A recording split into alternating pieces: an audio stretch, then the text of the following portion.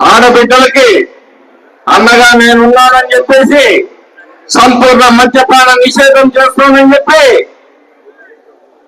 కల్తీ సారా తీసుకొని వచ్చి మరి వేలాది మంది ఆడబిడ్డల మాంగళ్యాన్ని పెంచిన వెన్నుపోటుదారుడు జగన్మోహన్ రెడ్డి అని చెప్పి సందర్భంగా తెలియజేస్తా ఉన్నాను. ఈ రోజు నేను వెన్నుపోటు అని మాట్లాడుతున్నాడు. వైసీపీ నాయకులను అడుగుతూ ఉన్నా, ఎవర్రా వెన్నుపోటుదారులు?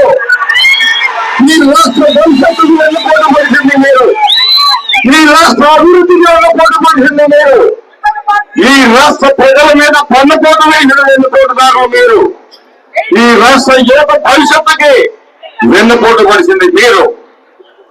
అన్ని వర్గాలని మోసం చేసిన వ్యక్తులు మీరు. ఈ రోజు తగుదనమ్మా అని చెప్పేసి రోడ్లకి వెన్నుపోటు అని మాట్లాడతారా? ఈ రోజు రాష్ట్రం 9 సార్లు కరెంటు ఛార్జీలు పెంచావు, 40% బస్ ఛార్జీలు పెంచావు.